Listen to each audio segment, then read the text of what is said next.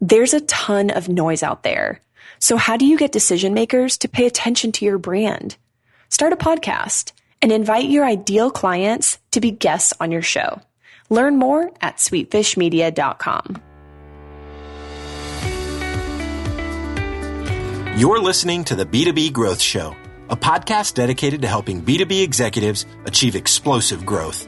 Whether you're looking for techniques and strategies or tools and resources, you've come to the right place. I'm James Carberry. And I'm Jonathan Green. Let's get into the show. Welcome back to the B2B Growth Show. Today we are joined by Dana Todd. She is the CMO at SRVR. Dana, welcome to the show. Thanks. Thanks for having me. It's great to have you on the show. We were talking a little bit offline. We've got this great secondary connection where we both spent years and years of our lives in San Diego. And then now you're currently in Chicago, another beautiful city that I had the opportunity to live in for years. So for me, this is extra exciting when I get to have that extra familial connection with a guest. And today we are going to be talking about something different for this show, because this is the B2B Growth Show. But today we're going to be talking about retooling sales and marketing when you switch from B2C to B2B. So this is something we've never covered before. But before we jump into today's topic, tell our audience a little about your background and what you and your team at SRVR are up to these days. Absolutely. Thanks again. Well, my background is I've been doing sales and marketing and primarily digital marketing for a really long time. I spent over 20 years specializing in digital marketing, first running an agency in San Diego. And I've also been a chief marketing officer for tech companies now for a little over 10 years. I came to SRVR in 2015 to help them launch a new product called Quick Call and make it a success using digital tactics. SRVR is a boutique telecom company. We have both B2B and B2C products, but the bulk of our revenue is consumer services currently. So Quick Call is our popular consumer app, and it's the adoption's going well. It's very similar to Skype or Viber. People can download it, and you can make free calls to anyone in the world. It's really awesome. You can also make really cheap calls to people or even businesses who don't have the app. So we had positioned it originally as a consumer product because it's great for global travelers or expats, and primarily for us because the bulk of our customers are immigrants. We very heavily target ethnics living in the U.S. and globally who need to connect to people abroad. Our sort of selling point in that is that because we have our own global network, we offer rates that are far below most of the Silicon Valley startups, and they have to charge a markup, right? Mm-hmm. And they also have big fat investor funds. We actually operate on a revenue model. So we found ourselves, though, recently in a really unique opportunity that because telecom has changed so very, very much, we found ourselves finding a new growth opportunity in retooling our primary products for B2C, Quick Call platform, and actually turning it into a significant niche B2B product. Yeah, and this is such a unique situation. So I'm really excited to talk to you about what this process looks like. What are the driving factors that you're dealing with? So, let's just jump right into it. I mean, I've got kind of a list of questions that we've worked out ahead of time.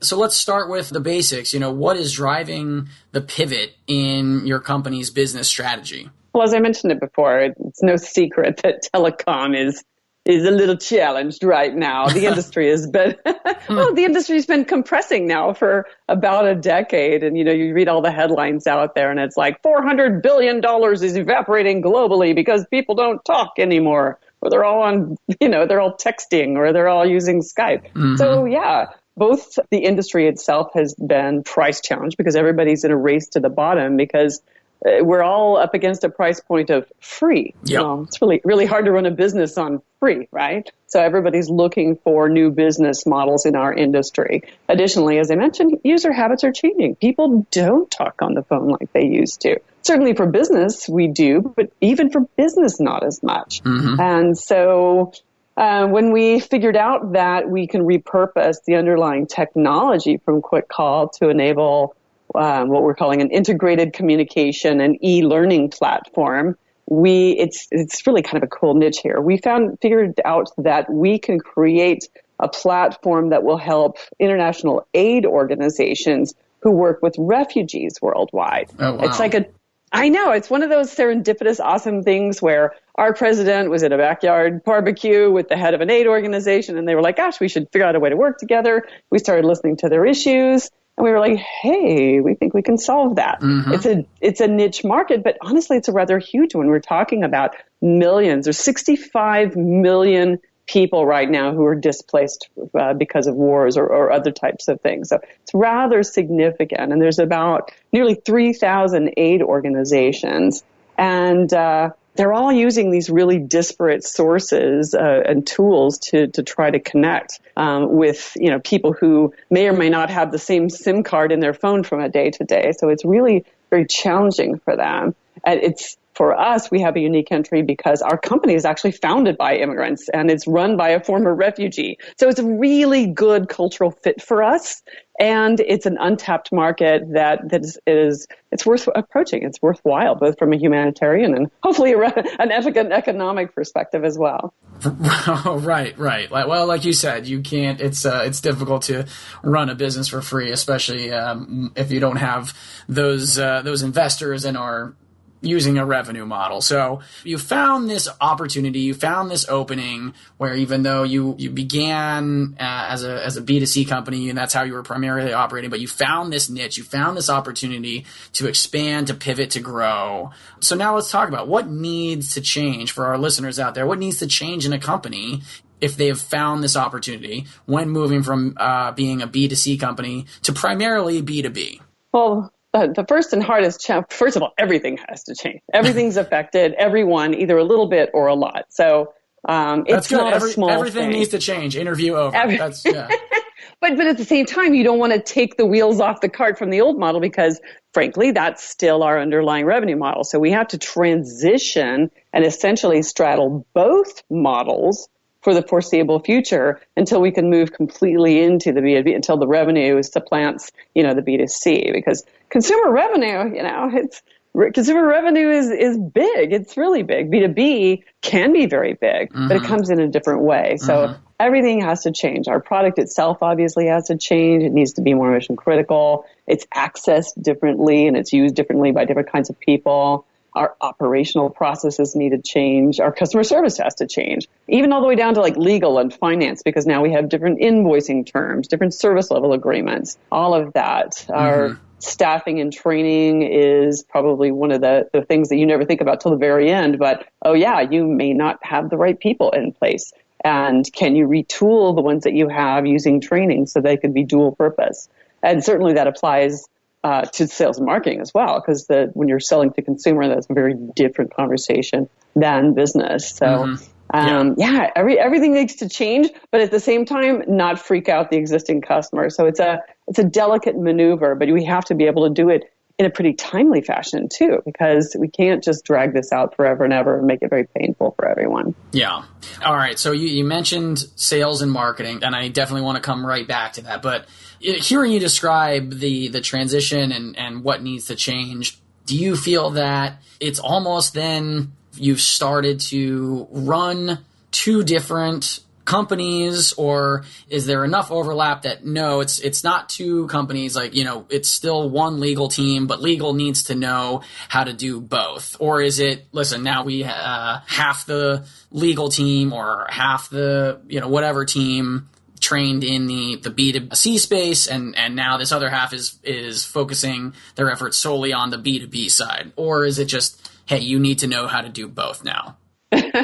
Well, we're fortunate in that actually our executive team and our middle management team are very experienced. So they've got a lot of flexibility. I personally have a background in both B2B and B2C, same with our owners. So it's not like we have to reinvent our leadership.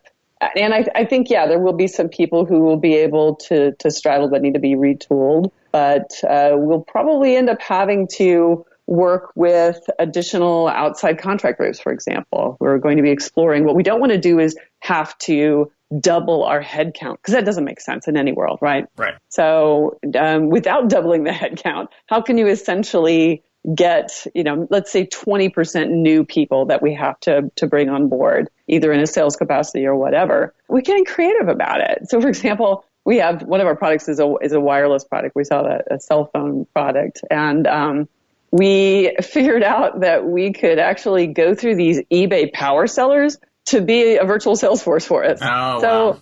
Is that crazy? So we're looking around for these like guerrilla opportunities. So because we're a scrappy company, we don't have a pile of cash sitting around to just, double our headcount, as I say. We're looking for partners out there that can help just do this because this is what they already do. Mm-hmm. Yeah, that makes sense. I mean, if there's an existing infrastructure and people with that skill set, take advantage. Yeah. No need to reinvent the wheel. Exactly. Just for yourself. Yeah. So, okay, well, let's revisit specifically, sales and marketing. How do you need to change that sales and marketing approach?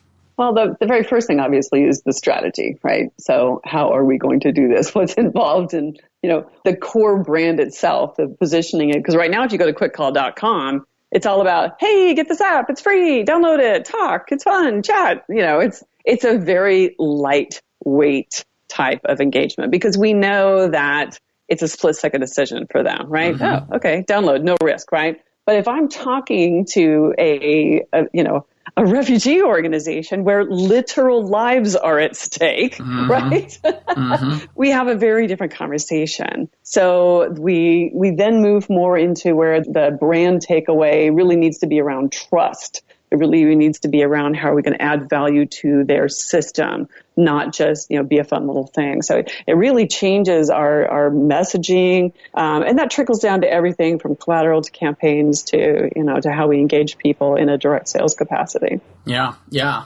Speaking then of the marketing and that strategy and that approach, obviously then the expectations are a little bit different. So how does it change your expectations for these marketing program outcomes? Is it you're going from a B2C, hey, we're trying to get you to do a fun, carefree, split-second decision that, costs you nothing versus ABM or very targeted markets and accounts, and we expect that the people that we invest this time and effort with, a certain expectation for so many of those to become actual clients. How does those expectations change? Well, definitely the timeframes are longer for sure. So we kind of have to adjust the C-suite mentality because we're used to looking at sales reports from telemarketing. They're in the thousands, right? Mm-hmm, mm-hmm. And that's not going to be the way it looks in a much more direct,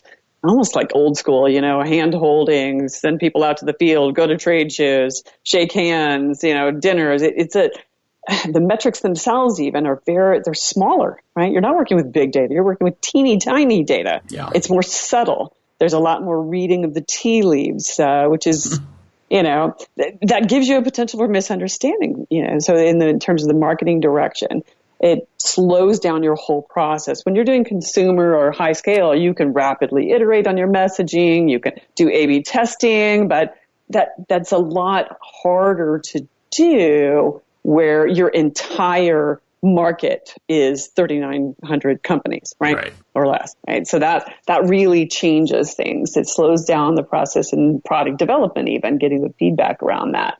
The telemarketing team needs to be trained to have business discussions, right? So they need to have more sophisticated sales conversations. So maybe we change our metrics. Normally when call center is on, you want them off the phone, right? So the metrics are around how short are these calls, whereas when it's a longer business discussion, we'd actually have to flip it around, right? So we want that to be a nice long conversation. So it actually adjusts all the metrics that we have in place right now. And as I mentioned, the trust has to be the number one takeaway. So measuring that, I'd have to put in place different ways of getting that, more survey-based or, again, that tea leaf kind of very subtle data back. It also moves it to, I think it puts us in a little bit more risk around our sales team. In this environment, instead of being like when you're doing consumer, especially when you're doing a lot of digital marketing department is very much in the lead. They are the acquisition engine, right? Right. You're putting money into the machine, you're taking money out of the machine. Whereas when you're doing this type of B2B approach, it is more common that marketing takes more of a support role to sales. And while that doesn't mean sales drives all the strategy and tells us what to do, although maybe they like to, I don't know. Our salespeople are actually really awesome. But we would have a conversation with them that's very different. Instead of us saying, hey, we're just going to go out there and get a bunch of sales online. It's, hey, we understand you're going to meet with this company. How can we best support you in this conference? How can we create collateral? What does that sales pipeline look like? And we've actually just recently invested in a Salesforce marketing automation suite when we were more of a consumer company. But it actually becomes much more critical now for us because content marketing, I believe, moves to the forefront. Mm-hmm. And the measurements that you use in content marketing are quite different. Yeah. So you mentioned even in the sales and marketing teams that, you need to be dealing possibly with just a more advanced marketing team, but it's more nuanced and your sales team maybe has more input and is taking a little bit more charge. I think these ideas kind of get wrapped up in, when you're talking about what kind of technology or operational changes do you maybe see as you're making this transition from B2C to B2B? Yeah. In our company, because we are so heavily invested in technology. I mean, if our company, we actually don't really consider ourselves a telecom company. We consider ourselves a technology company. More than half of our non-sales employees are in the IT department because technology is what we sell.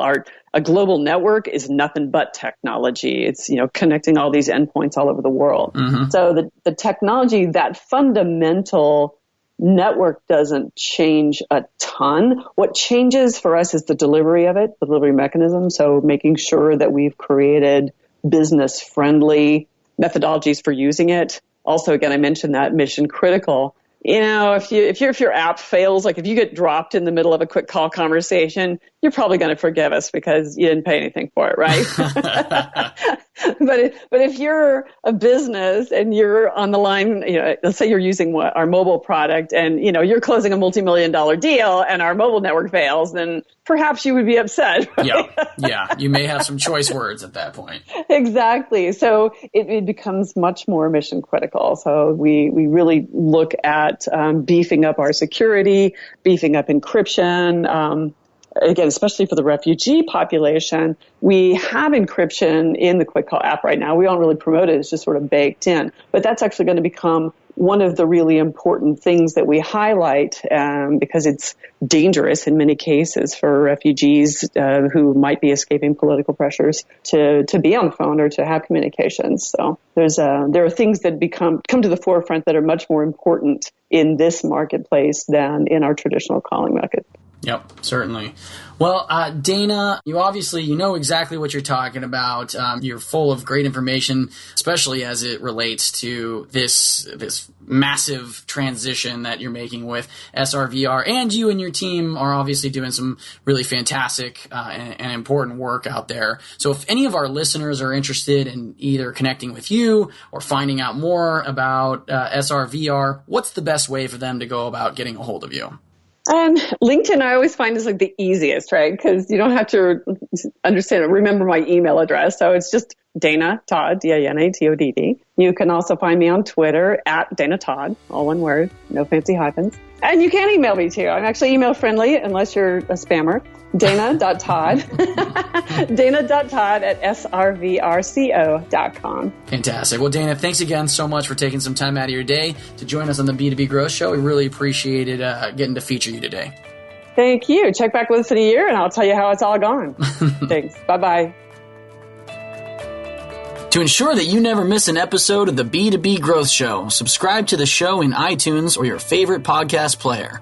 This guarantees that every episode will get delivered directly to your device. If you'd like to connect with B2B executives from all over the world, make sure to join our private Facebook community. There are some incredible conversations happening inside this group. To join, visit b2bgrowthshow.com/FB. Thank you so much for listening. Until next time.